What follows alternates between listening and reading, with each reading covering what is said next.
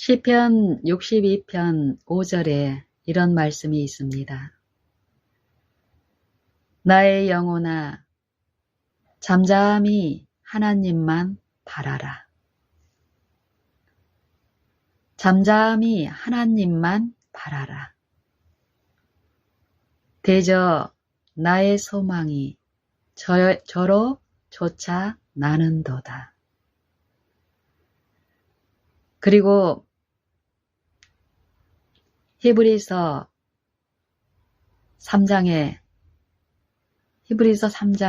이런 말씀으로 시작하시죠. 그러므로 우리의 믿는 도리의 사도시요 대제사장이신 예수를 깊이 생각하라.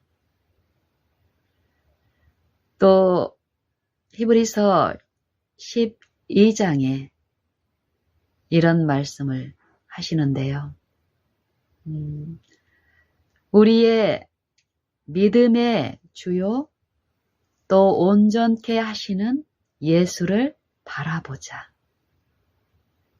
그리고 중간쯤에 이런 말씀을 하시는데 너희가 피곤하여 낙심치 않기 위하여 죄인들의 이같이 자기를 거역한 일을 참으신 예수를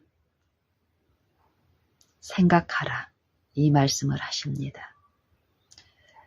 제가 몇 개의 성경 구절을 읽었는데요.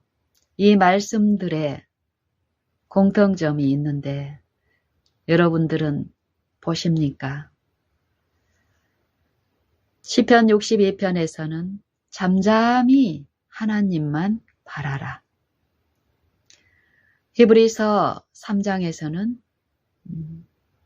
예수를 깊이 생각하라.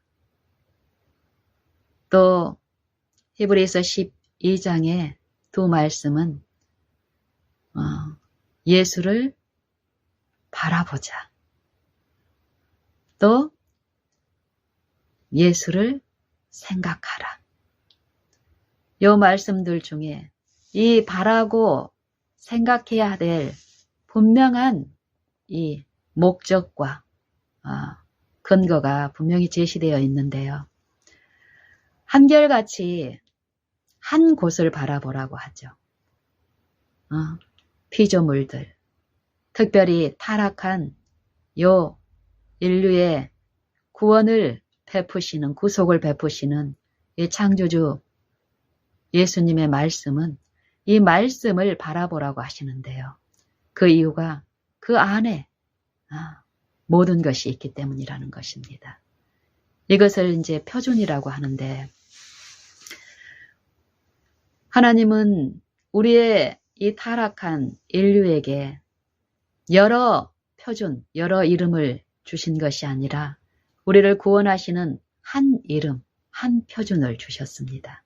우리가 바라고 쫓아가야 될 한 표준, 믿고 의지해야 될 한 표준, 한 말씀, 한 계명을 성경은 말씀하시는데 이 표준이 잘못될 때 만약에 이 표준만 우리가 바라고 신뢰하는 이 표준만 우리의 생애에서 이루어진다면 정상적으로 우리는 이 성경에서 말씀하시는 이 창조주 하나님께서 우리에게 약속하신 것은 영원한 생명이라고 하는데 이 약속을 우리가 받은 우리가 이 한 가지 표준에서 이탈되지만 않는다면 이 약속에 참여한 자로서 우리의 생애와 품성 가운데 그 약속에 이 신의 성품에 영원한 생명에 참여하는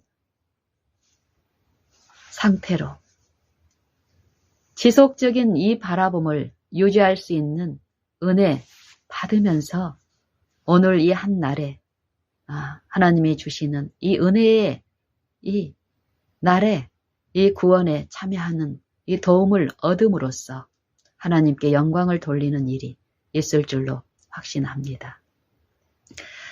이 표준이라는 것에 대해서 이 시간 한번 나눠보고 싶습니다. 이 표준이 의미하는 것이 무엇일까? 굳이 우리가 이 성경을 모르는 입장에서도 이 표준에 끊임없는 이 표준 간에 이 생각과 사상 속에서 내가 어떤 부분을 바라고 가치를 두느냐에 따라서 또 내 태도가 이 표준을 일정하게 정상대로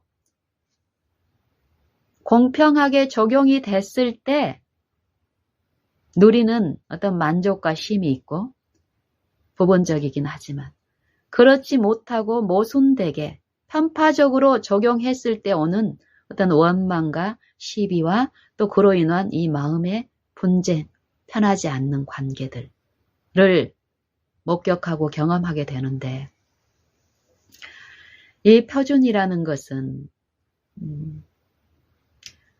이 표준이 내가 이렇게 이해를 받고 배운 어떤 도덕적인 이 가치에 대한 척도, 이 표준이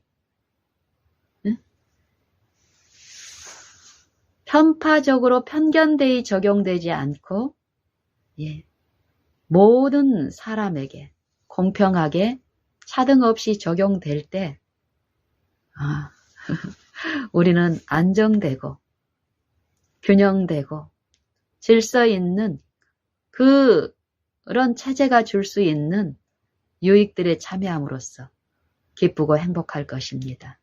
근데 우리가 이 삶 속에서 특별히 이렇게 가정 안에서 어떤 개인 간에 요 표준을 공평하게 적용시킬 수 있는 그런 도덕적인 우리의 어떤 능력들이 그 일을 이룰 수 없게 하는 것 때문에 쉼없는 시달림과 어려움이 있음을 이 영적인 이해에서 뜨이면 뜨일수록 우리는 인정하게 되고 그 잘못된 그 유인에서 돌이키고 이 표준, 하나님만이 이 안전한 표준을 제시하실 수 있고 이 표준이 주실 수 있는 이 선하심, 거룩하심, 인자하심 이것을 맛본 사람들은 더욱 이 표준을 좇아서 나아가는 일이 있기 때문에 실제의 삶 속에서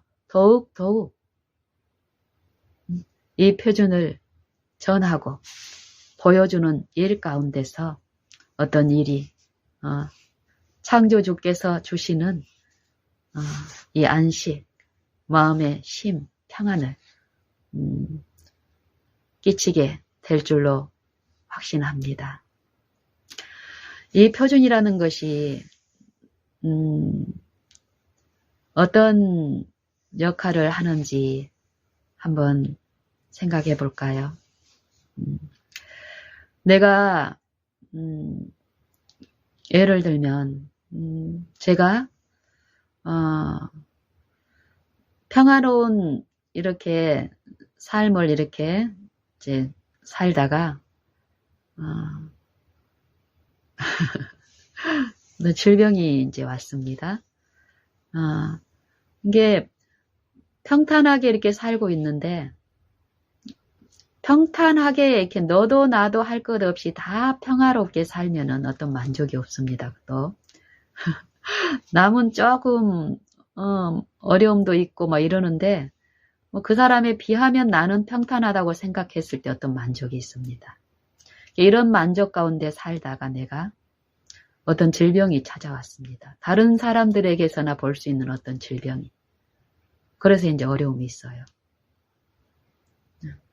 이 어려움이 있는데 이 어려움 처음에 어떤 표준, 내가 이 어려움이 없을 때의 어떤 표준, 내 비춰봤을 때 내가 지금 어려움이 있는 거예요. 또 그때도 이전에도 완전한 어떤 평안이 아닌데 그렇지 못한 어떤 사람하고 표준으로 이렇게 비교했을 때 얻는 그런 안정감이었죠. 근데 그 안정감이 깨지는 어떤 일상의 어떤 일들이 나한테 찾아왔죠. 질병이라는 일이. 그래서 어려움이 이제 있는데, 이럴 때 또 이 영적인 부분에서는 어떤 거짓 안정감이 나한테 찾아오냐면요.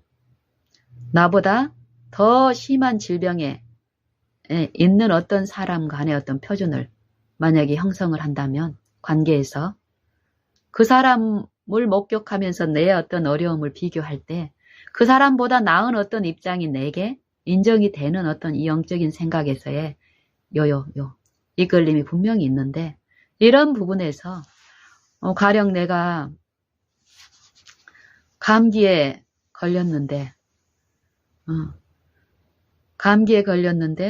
어떤 사람은 암에 걸렸다라는 거예요.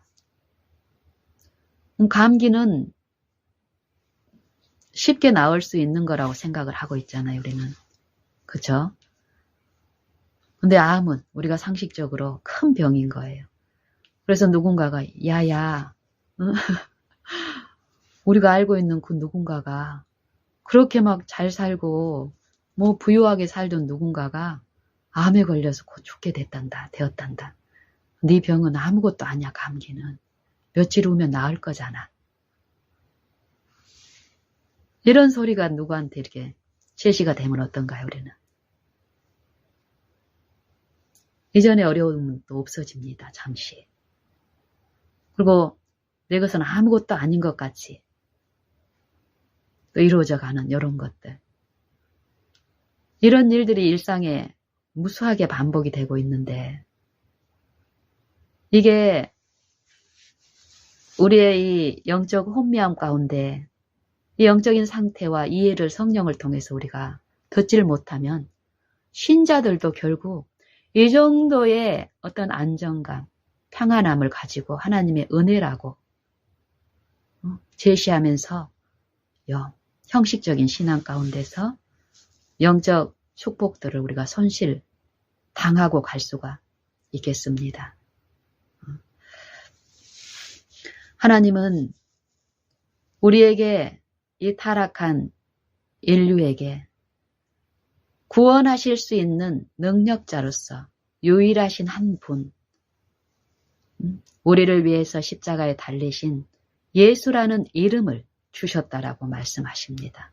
예수 외에는 천하에 죄인들을 구원할 이름을 주시지 않았다고 성경은 말씀하시는데 왜 우리가 그분을 바라야 하는지 우리 생각에 이 죄인들이 그 흠없는 생애를 사신 그분을 보면은 어떨까요? 이 세상에서 만약에 이 동량질에서 이렇게 먹고 사는 제가 이 세상의 어떤 법칙에 의해서 보면은 내 옆에 만약에 나는 겨우 그냥 먹고 살 것도 없어서 구걸하다시피 하면서 공부를 하고 있는데 내 옆에 엄청난 재력을 가지고 있는 어떤 친구가 옆에 있는데 학교 다닐 때도 자가용으로 다니고 또 도시락이며 입는 것이며 뭐 탁월한 이 부의 충족 속에서 살고 있는 어떤 누군가가 있다면 이 세상의 법칙은 어떻습니까? 한없이 기가 죽고 그 친구를 통해서 내가 공급받아야 될 내 필요의 부족이 분명히 있잖아요. 그 친구한테 좀 가까이 하고 그 친구한테 조금 낮추면 나는 동량을 해서 먹어야 될 그 부분을 또 쉽게 구하는 어떤 이런 이 세상의 법칙은 이렇게 흘러가는데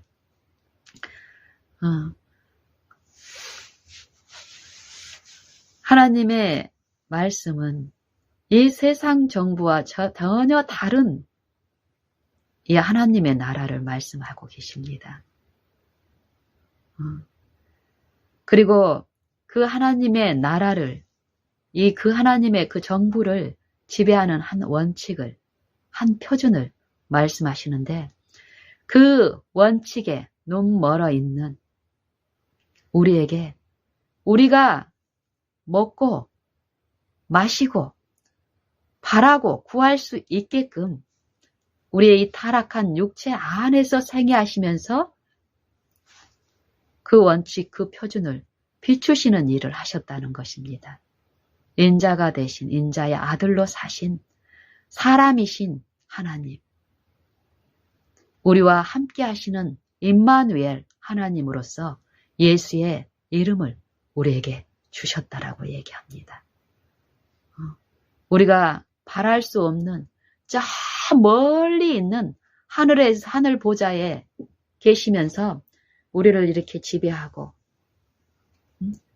요 이방의 사람들이 하나님을 모르는 사람들이 믿는 이 우상 숭배하는 그런 존재들이 믿는 그런 신이 아니라 우리와 함께 하시는 하나님으로서 이 타락하고 하나님을 알지 못하는 이 육체들에게 하나님이 어떤 분인가를 보여주시는 일을 예수를 통해서 하셨다라는 것입니다. 이 예수가 쓰신 육체는, 이 인성은 어떤 인성입니까? 우리와 똑같이 타락한 이 육체를 쓰신 그 인성으로서, 그 사람으로서, 그 갓난 아기로서, 이 무력한 아기로서 이 땅에 오셔서 생애하시고 십자가에 돌아가셨는데 이분 안에는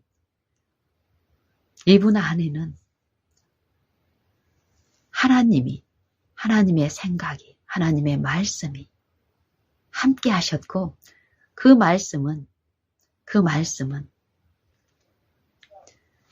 그리스도의 생애를 통해서 그리스도를 사랑하시는 그 사랑으로 계시된 이 말씀은 지금 그분을 바라는 각 신자들 안에서 동일한 은사로, 은총으로, 은혜로 베푸시는 그 축복이라고 얘기합니다. 하나님의 모든 충만하신 것이 예수 안에 거하시고 또 예수 안에 계시됐다라고 얘기합니다. 이 말씀의 의미를 우리가 깊이 더 체험적으로 알아가야 될 부분이 분명히 있습니다. 이론이 아니라 말씀이 우리 가운데 거하심에 말씀이 육신 가운데 거하심에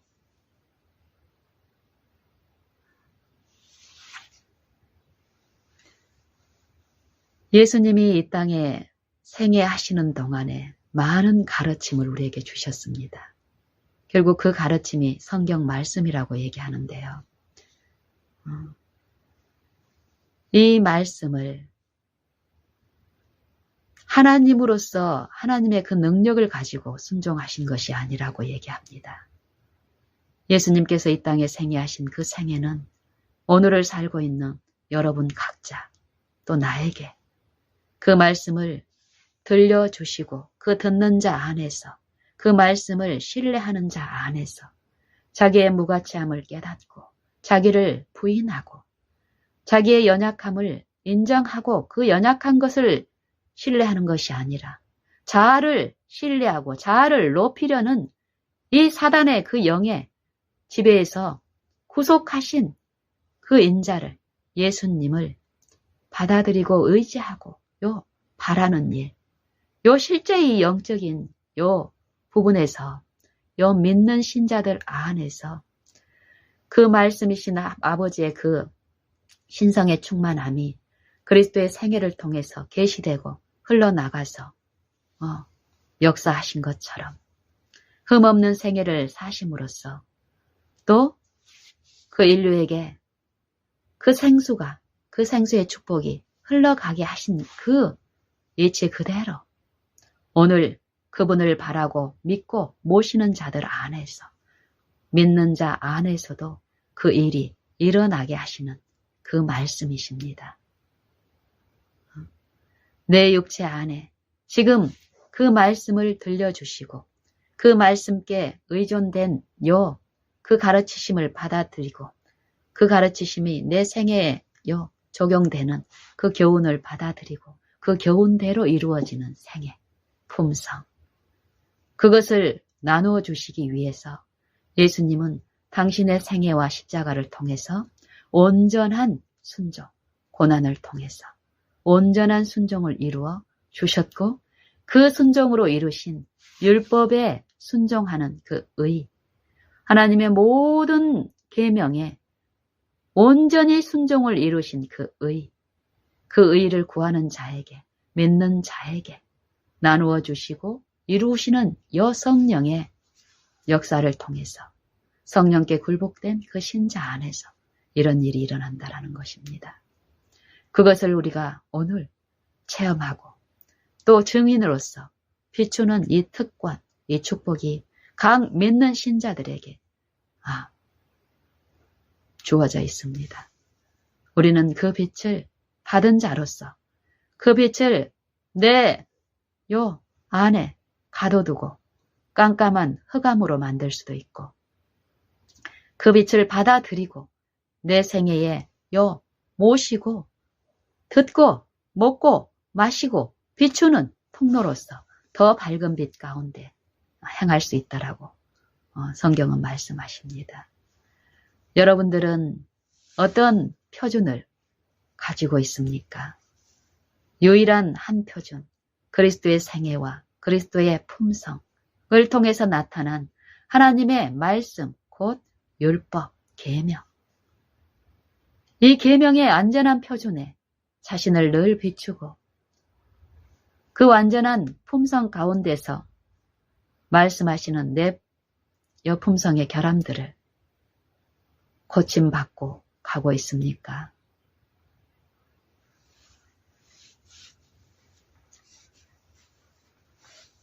우리는 요 삶 속에서 우리가 잘 되고 있는 부분, 자랑할 만한 부분, 우리의 속성은 그렇습니다. 내가 잘하고 있는 부분, 인정받고 있는 부분, 또 그 부분은 어떻습니까? 내가 체험한 부분이니까 익숙하게 할 수 있고 또 그것을 전할 수도 있습니다. 만약에 우리가 이런 형식적인 익숙한 부분에만 놓여 있다면 우리에게 높은 표준, 완전한 표준, 인자하심이 충만한 그 표준, 우리에게 그 표준을 제시하신 분의 그 품성을 깨닫고 우리가 그 품성을 향해서 마음을 여는 이 생애에 일들이, 바라는 일들이 만약에 이루어진다면 우리가 이전에 맛보았던 그 부분에 우리가 머물러 있기를 원치 않은 그 표준에 더욱 도달하고 싶은 그 표준의 완전에, 그 완전에 내가 참여하고 싶은 요 소망이 더욱 성령에 의해서 각성되기 때문에 어떨까요? 머물러 있는 그런 안일한 상태에 있지 않을 것입니다. 매일 이 한 날이 새 날로서 받아들여진 바 될 테고 이 한 날 중에 이 하루 전부를 내가 지탱하고 나를 존재시킬 수 있는 능력이 내 안에 있는 것이 아님을 우리는 배운다면 지금 현재 이 한순간 주님을 향해서 내 마음을 열고 주님의 음성 듣기를 원하는 이 바라봄에 이치 가운데서 우리가 능력이 없는 내가 이 하루를 버틸 수 없는 내가 이 하루의 짐을 지고 있는 경우하고 한순간도 버틸 수 없다라는 걸 인정한 이 사람이 이 한순간만 서 있는 경우하고 어떤 게 이 사람에게 즐겁고 안정적이며 행복한 일일까요? 저는 이 영적인 이치 또 내 어떤 이 육체들의 상태들, 육체를 서로 구별하는 어떤 나의 잘못된 이 과거의 신앙에서 이 육체는 다 같은 육체라는 거예요. 그리고 이 육체의 무가치함을 이 완전한 이 표준 안에 인식하고 인정될 때 다른 사람을 가르치고 다른 사람을 고치려고 하는 것이 아니라 내가 그 표준 앞에 서 있는 요 순간, 이 순간 그분 앞에 서 있는 요 일만 이루어지면 내가 가르치려고 하는 그 일도 내 표준에 의해서 이루어지려고 할 때는 고통이고 원망과 시비가 논쟁이 있지만 내가 지금 현재 그분 앞에 놓여 있는 요 바라봄이 요 순간 이 바라봄이 이루어지면 그 나머지 일들은 그분이 하시는 그거 안에서 이루어지는 요것들이 제가 체험이 되면 될수록 요 순간 서 있는 요 일, 그거에 더 주력하니까 무겁지 않음을 봅니다. 만약에 내가 이 바라봄, 순간 바라봄에서 이 은혜에서 벗어나서 이 믿는 일, 지금 이 믿음이라는 건 이 현재 내 안에서 이루어져야 될 일인데 요 믿는 일에서 실패하면 그 완전한 표준을 의지하고 바라는 일에서 실패하게 되면 내가 지지 말아야 될 엉뚱한 짐을 지고 있기 때문에 어떻습니까? 인식하지 못하는 중에 내 마음의 어떤 이전에 맛보지 못한 이전에 맛보지 못한 더 큰 쉼 가운데 나아가는 것이 아니라 이전에 맛봤던 그 쉼도 내가 놓치면서 어떤 어려움 가운데 빨려가는 것을 그러고 있는데 바라볼 때 그런 상태를 만약에 깨닫는다면 더욱 이 부분에 대해서 주력을 할 것입니다. 내가 하는 유일한 일은 지금 현재 그분 앞에 놓여 있는 것. 이 영적인 일에서 이 부분만이 이루어지면 실제로 너희가 나를 떠나서는 아무것도 할 수 없느니라. 이 말씀을 하신 분께서는 모든 주권과 주관, 이 하나님의 나라의 모든 만물을 지배하시는 그분의 이 크신 능력과 크신 권능과 크신 명철은 한 사람도 빠뜨리지 않고 그분의 이 나라의 원칙, 이 사랑의, 이 긍휼의 조수 안에서 이루어지는 그 혜택을 받기 때문에 어떨까요? 말씀 그대로 체험되는 일들이 있을 것입니다. 그 체험을 하면 할수록 어떨까요? 우리는 더욱 성령의 음성은 우리가 바라는 어떤 외적인 어떤 큰 경건과 축복과 부흥을 말씀하시는 것이 아닌데 사단은 요 적그리스도의 영은 어떻습니까?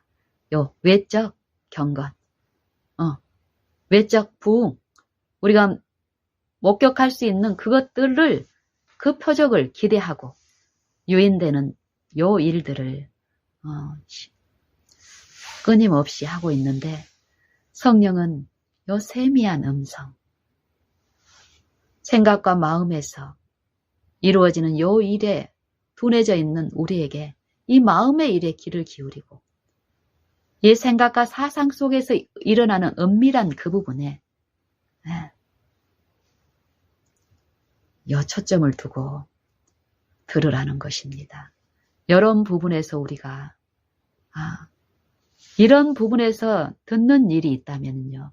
마음과 생각 속에서 일어난 내 마음의 동기들, 내 마음의 품성의 결함들이 요 바라는 일을 통해서 목도되는 이 영적 요 바라는 것에 대한 요 일들이 실제로 내가 만져지는 요 일들이 있다면 우리는 더욱 지금 현재 그분을 바라고 앙망하는 요런 일들 가운데서 내가 무슨 일을 하고 있든지 간에 지금 순간 요 표준을 완전한 요 표준을 요 구하고 바라는 요 일만 이루어지면 그 여러 어떤 드러난 일들은 이 표준이 주시는 이 보호 안에서 흡족하게 이루어지는 일들이 있을 것입니다.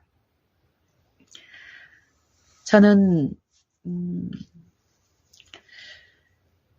한 10여 년 전에 이런 영적인 부분에 대한 새로운 이 성령을 통해서 하시는 일을 요 한 걸음 전혀 그 부분에 대한 어떤 영적 이해가 없었고 빛도 없었던 제게 그런 내 삶은 참으로 피폐하고 핍절한 영육간에 다 그런 상태였습니다. 그런 제게 하나님의 섭리 가운데서 모든 사람들에게 베푸시는 그 섭리도 제게 베풀어졌었고 그 섭리의 그 길을 제가 받고 그분을 앙망하고 바라는 이 매일의 이 생애를 통해서 이 영적인 이해를 이제 듣고 또 듣고 하는 일들이 이제 있었는데요. 참으로 이런 일들 가운데서 제가 배운 또 지금도 제가 사용하고 있는 이 영적 교훈 한 가지가 있는데 그것이 무엇이냐면요.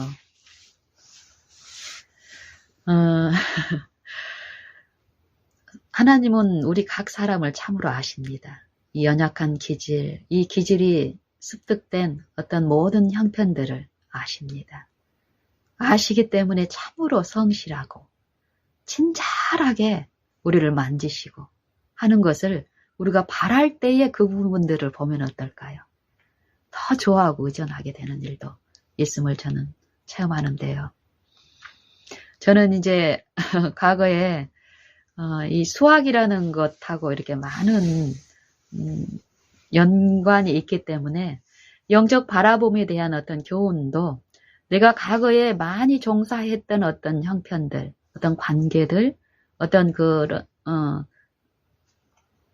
내용들을 통해서 그때 잘못 적용됐던 어떤 표준들, 그로 인해서 어떤 어려움이 있었던 그 과거의 어떤 경험들을 끌어다가 어떤 이해를 주시는 일을 하시더라고요. 제가 이제 예전에 이제 엄마로서 두 아이를 양육하는 과정에서 분명히 그때도 요 바라본 가운데 누릴 수 있던 그 축복을 놓침으로써 얻지 못했던 과거의 나의 그 경험들, 엄마하고 이 자녀 간의 이 양육에서 힘든 어떤 그때 실제로 내가 체험했던 어떤 것을 지금 끌어오셔서 어떤 식청각 자료로서 사용을 하시는 거예요, 성령. 지금 딱 제게 필요한 어떤 것들을 내가 경험했던 잘못된 어떤 그것들을 가져다가 이렇게 성령이 이렇게 깨우쳐 주시는 일들이 있습니다. 그거에 내가 실제로 마음을 열고 그 교훈을 내가 받았을 때는 참으로 그 이전하고 다른 요 생명의 양식을 먹은 요 새 마음과 요 평안과 쉼 가운데서 활력을 얻고 그분 바라본 가운데서 더욱 이 매일의 생애에서 이렇게 일어나는 일에 참여하는 일이 있는데 이제 이런 과정에서 제게 주는 어떤 교훈 중에 하나가 이제 뭐냐면요. 정말 한동안 지속적으로 그걸 계속 말씀해 주셨어요. 뭐였냐면은 제가 수학 이렇게 과외 일을 했었거든요. 그럴 때 이 과외 일도 제가 이제 막 좀 수년간 했죠. 수년간 하면서 이 세상의 어떤 훈련들도 교육들도요. 처음에 가지고 있던 그 스킬이나 그 교육 그런 어떤 경험만을 제시하지 않아요. 사용을 할 때. 제가 이 과외 일을 고등학교 2학년 때부터 시작했습니다. 고등학교 2학년 때 입주 과외라는 게 있었어요. 그때. 우리의 어떤 사정이 있어서 그래서 어쨌든 제가 이제 고등학교 2학년 때부터 과외 일을 했는데 그 과외 일을 한 10년 전까지 제가 과외 일을 했습니다. 지금부터 10년 전까지. 굉장히 오래 했죠. 그래서 이것들을 이제 영리적으로 세속적인 부를 습득하는 방편으로 이제 여의를 했잖아요. 그리고 그 시기마다 여러 가지 어떤 제가 가지고 있는 어떤 것들을 수학적인 그 지식뿐만이 아니라 또 이 아이들을 이렇게 아이들하고 이렇게 이 수학을 가르치는 과정에서의 어떤 스킬들, 또 그들의 마음을 이렇게 북돋우고 또 그것을 제시하고 이렇게 전달하는 어떤 교수법들, 이것들이 고등학교 2학년 때 했던 그 방법대로 만약에 10년 전까지 유지가 됐다면 저는 수학 가해하는 일에서 제가 추구하려고 하는 이 돈을 전혀 모으지 못했고 벌써 접었을 것입니다. 10년 전까지도 못했었고. 하지만 끊임없이 이 세속적인 이 가치를 끌어오기 위해서 나름대로 연구한 어떤 결실로 저는 그 일을 통해서 10년 전까지 돈을 모으는 일을 했습니다. 좀 모으는 일을 했습니다. 어쨌든 그런 일 가운데서 제가 학생 신분이었을 때, 또 직장인이었을 때, 또 아이를 둔 엄마였을 때, 내 어떤 육체의 일들 가운데서 내 경험치가 달라지는 거예요. 경험치가. 달라진 만큼 이 수학에 대한 지식을 전달하는데 이 지식에 대한 내용이 달라지지는 않죠. 한데 어떤 내 태도나 자세나 어떤 이런 것들에 대한 이해가 주어진 만큼 특별히 내가 한 아이의 엄마라는 관계, 또 한 남편의 아내라는 관계 속에서 오는 어떤 어려움을 통해서 터득한 이 경험들이 분명히 있다라는 것이에요. 그러면서 그 경험들을 통해서 다른 사람들의 어떤 형편을 보는 어떤 이런 것들이 어려움을 겪지 않았을 때보다는 어려움을 겪었을 때 다른 사람의 어떤 입장을 이해하는 어떤 이런 것들이 더 있다라는 거. 이게 하나님의 은혜 가운데서 모든 각 사람에게 결국 이런 것들은 결국 완전한 표준인 우리의 의의 표준이신 하나님 앞에 이끌리기 위한 그 과정으로 이제 이루어지는 일들이더라고요. 저도 그런 과정 중에서 아이들에게 이제 어떤 것을 이제 처음 만나면 이제 10년 전까지 제가 특별히 어쨌든 어느 날 이제 생각을 해보니까 그러는 거예요. 보통 수능 이 고득점을 얻은 사람들을 이렇게 개인적으로 이렇게 들어보면은 공통적으로 다른 개인의 특별한 방법들이 있지만 공통적인 것 중에 하나가 제가 그 당시에 이제 들었던 것이 그거예요. 공통적으로 들었던 것 중에 하나가 뭐냐면은 오답 관리를 하는 거예요. 오답 관리. 그걸 이제 제가 이제 학교 다닐 때도 그것들을 들었기 때문에 오답 관리라는 것을 이제 했고 또 이제 그러고 내가 이제 학생 시기에서 지났을 때는 그냥 이 학생 신분에서 다른 사람한테 가르칠 때는 나도 공부도 해야 되고 이런 과정에서 여유가 없어서 놓쳤던 것들이 이제 과외를 지속적으로 이렇게 하면서 어때요? 지식에 대한 어떤 부분에서는 이 안정적인 어떤 그런 부분에서 여유가 있고 이러기 때문에 좀 많은 부분이 좀 더 보였어요. 그래서 이제 내 실제로 가르치는 대상들은 특별히 수능 고득점들처럼 그런 부류만 있는 것이 아니에요. 그렇죠. 실력들이 아주 예를 들면 10점짜리부터 100점짜리까지 다양한 층이잖아요. 제가 이렇게 가르쳐야 돼. 그런 입장에서 내 생활에 어떤 짐이 많을 때는 적용시키지 못했던 것들을 과외를 이제 다년간 하고 이러면서 또 다른 사람들보다는 또 더 어떤 이 세속적인 이 가치를 더 벌고 싶은 요 욕심이 이제 그런 것들을 저는 이제 그 당시에는 그렇게 한 거예요. 그래서 이제 우리 아이들한테, 저한테 오는 아이들한테 뭘 제시를 하냐면은,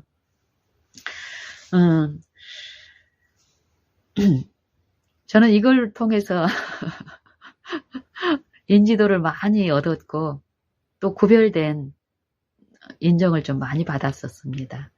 그러니까, 애들한테 오면은 엄마한테도 이제 부모들한테도 이제 상담을 할 때 그렇습니다. 얘기합니다. 우리는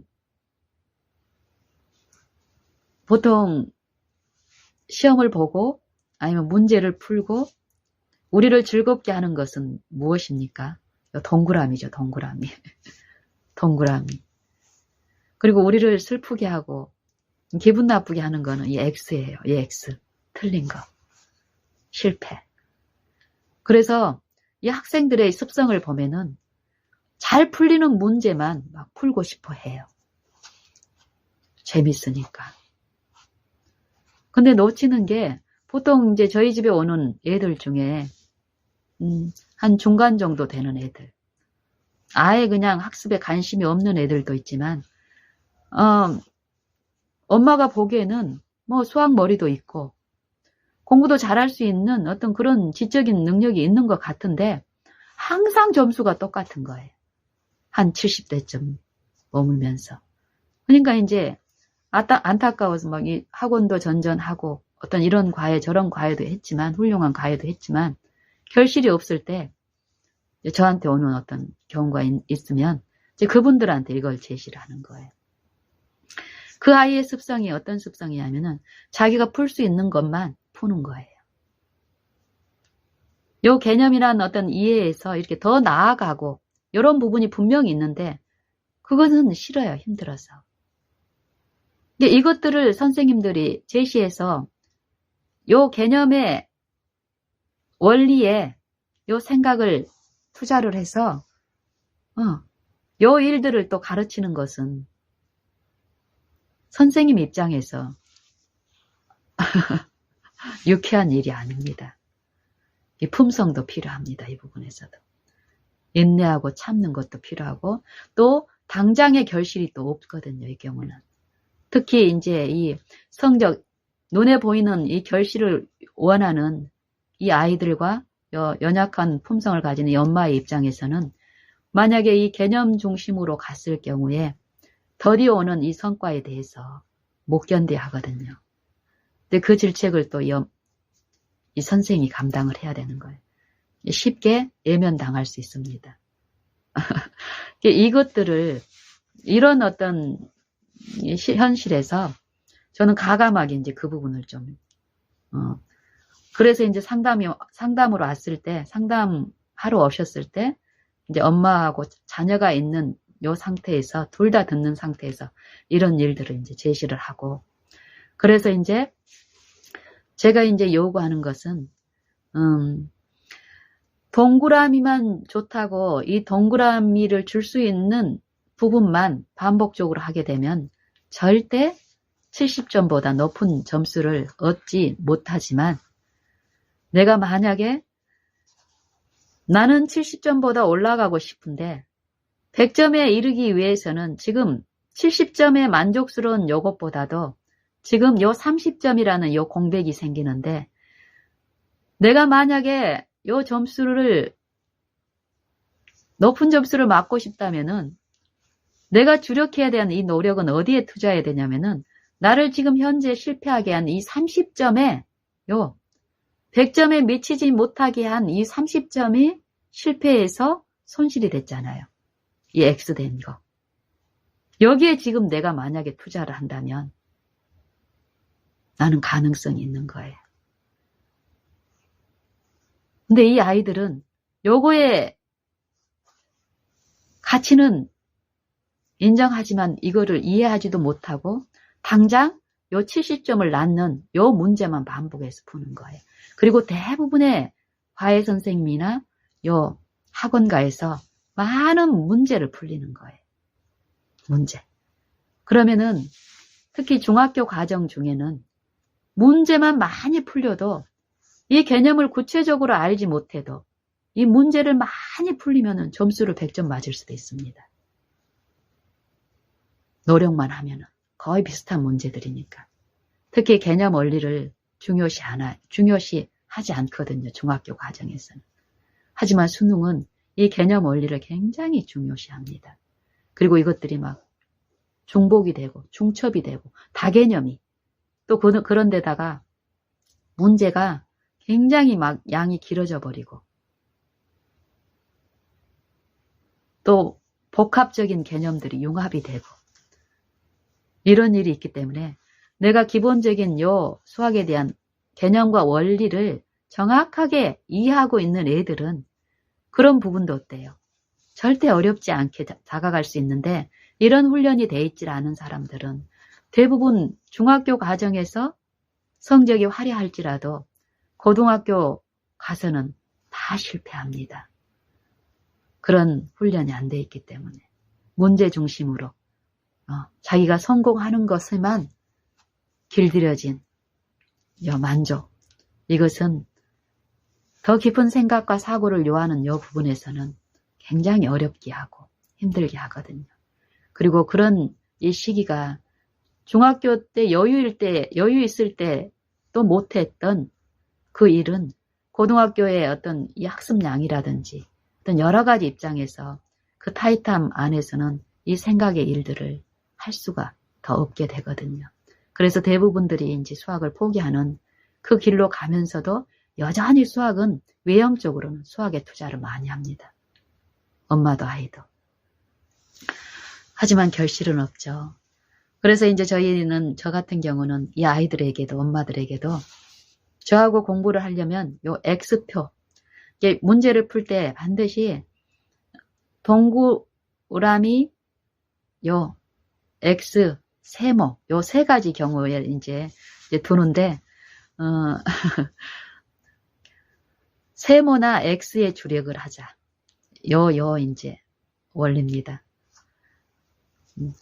네가 마음만 먹고 이렇다면은 선생님은 얼마든지 너를 도와줄 수 있으니까 그럴 마음으로 같이 이렇게 연합하면은 만약에 그런 일이 이제 있게 되면은요 성과는 반드시 있습니다.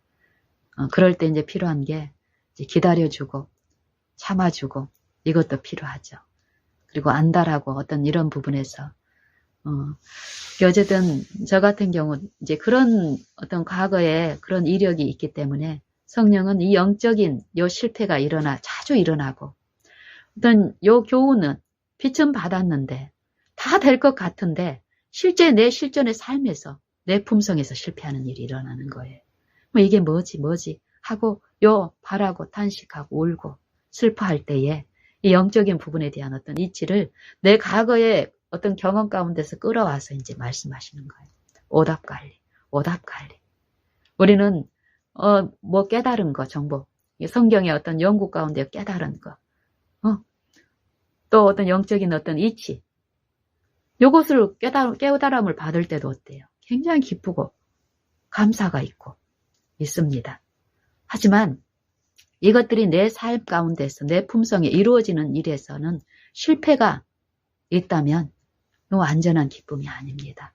이 기쁨은 그 상태로 만약에 지속이 된다면 이 기쁨은 더 이상 내 것이 아닌 상태로 형식적으로 흘러가는 일이 분명히 있기 때문에 저에게도 그런 이 영적인 이치를 깨우치는 과정에서 제가 학생들한테 요구했던 모든 문제를 풀 때마다 작은 표시로 그 문제의 번호 위에다가 내가 이 문제를 정말 어떤 도움 없이 풀었을 경우는 동그라미.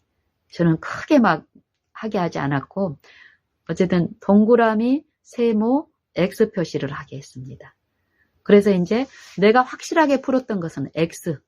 보통하고는 이제 반대로 X.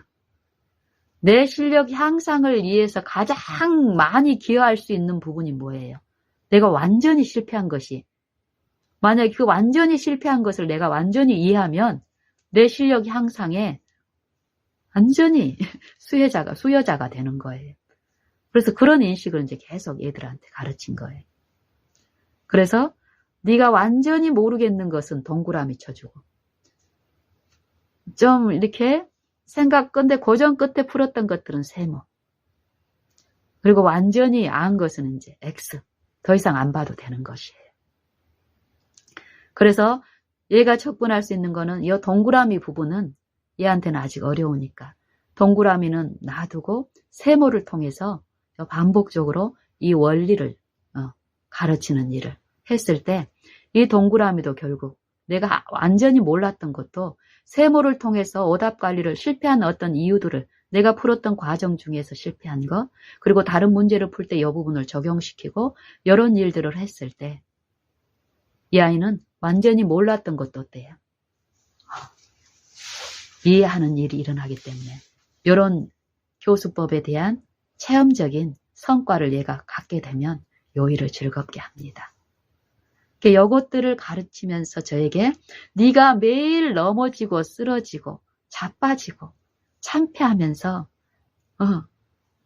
하는 그 내 품성의 결함들, 여 부분들에 이제 주력해서 보게 한 거예요. 그 당시에는 내가 품성의 결함이라고 인식하지 못하고 그냥 이 결과적으로 실패한 거, 내가 잘할 수 있었는데 꼭 이 주변에 누군가 때문에 내가 실패한 것 같은 그 인상에 노출되어 있을 때 이 성령의 세미한 음성은 이 바라보고 요 끊임없이 목말라 하는 요 갈증난 요 심령에게 세미하게 들리기 시작했어요. 이걸 몇 번을 얘기하는 동안에 이 영적인 어떤 이해들이 이루어지니까 어때요? 내가 실패한 부분을 가지고 와서 다시 나누는 일들이 있는 거예요. 이전에는 어떤 실패한 일이 있으면 이것 때문에 실패했구나 하고 다음에 또 내가 그 부분 또 실패. 그게 이제 둔해져 버리면 어떻습니까? 이제 실패로 인식이 안 돼요. 내 습관과 내 삶이 돼버리면. 그러면서 자주 넘어지고 있으면서도 이 넘어짐의 실패의 원인을 나 안에서 찾는 게 아니라 상대하게 찾게 되니까 어떤가요? 참담한 어떤 우리의 일상의 생애들이 노출이 되는데 그런 제게 오답 관리하는 일을 가르치셨습니다. 영적 오답. 내가 삶 속에서 일상 오늘 내가 실패하고 있는 이 관계 속에서, 그리고 그 실패로 인해서 내가 참담해하고 있을 때 하나님의 품성은 내가 그 실패했을 때 하나님 앞에 나아갈 면목도 없고 습관적으로 실패할 때는 더 그래요. 기도할 마음도 안 나고 성경 보고 싶은 마음도 없고 이게 사단이 뿌리는 영적 흑암이고 하나님의 품성을 그동안 꾸준히 오해시킨 내 불신의 상태입니다. 이것들을 알게 하신 거예요. 사단은 내 실패를 유인해서 실패하게 하는데 그 실패하게 하는 목적이 뭐예요? 실망하고 낙심하고 그래서 하나님을 더욱 멀리하게 하려는 목적으로 나를 실패시키지만 하나님은 그것을 허락하시는 거예요. 왜냐하면 그것을 통해서 주실 유익이 분명히 있다라는 것이, 어느 날 이 부분의 음성이 내 마음에 들리고 받아들여졌을 때 이제 이전처럼 하나님을 오해려 하려고 하는 이 사단의 그 품성이, 잘못된 품성이 제시가 됐을 때 이 말씀에서 말씀하신 그 약속을 붙드는 거예요. 아니, 하나님 그런 분 아니야. 하나님은 차별하시는 분이 아니야. 지금 내게 말씀하시는 음성, 더 듣고 싶은 요 마음으로 했을 때 들리지 않는 음성이 들리기 시작하는 거예요. 이 영적인 요 부분이 분명히 있는 거예요. 그리고 더 주장하는 거예요. 사단은 요 실패를, 이 고난을 왜 주느냐 이 말이에요. 나를 괴롭히기 위해서 실패하게 하고 고난을 주지만 하나님은 그 고난을 허락을 하셔요. 없는 고난을 만들어서 허락하시는 게 아니라 내가 꾸준히 길들여 놨던 이 생각의 길에 빨려 들어감으로써 당하는, 하나님이 익히 말씀하신 내 앞에 생사하복이 있는데 내가 생명을 거절함으로써 받아들인 이 저주와 사망의 요 생각들이 내 안에 끼쳐놓은 이 결실을 내가 거두면서 당하는 이 매일의 실패를 통해서 하나님은 그때 징계가 이루어진다라는 거. 히브리서 12장의 징계. 처음에는 우리가 당하는 요 일을 통해서 저는 징벌로 받아들인 거예요. 말로는 징계라고 하는데 내가 실패할 때마다 내 마음에 뿌려진 이 슬픔과 요 실패의 낙심, 좌절, 참담함. 이거 하나님의 품성 그대로를 내가 받지 못하고 있는 거예요.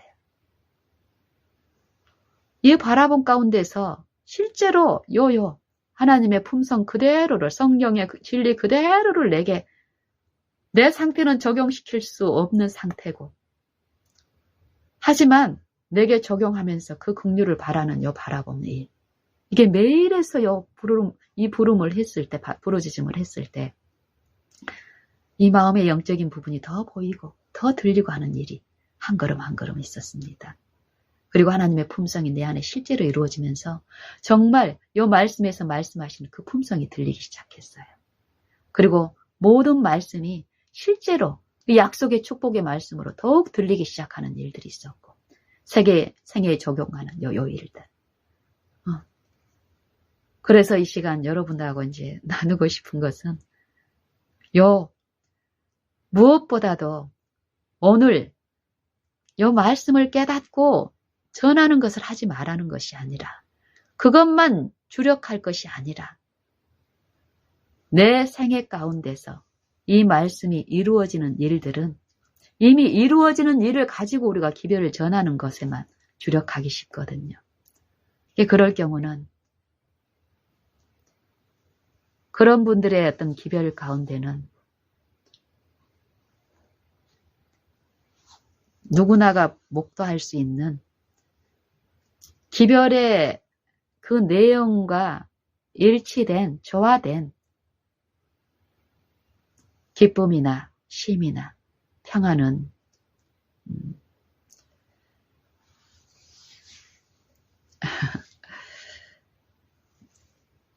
없을 수 있습니다. 저도 마찬가지고요. 그래서 우리는 표준에서 이탈된 일이 있으면 안 됩니다.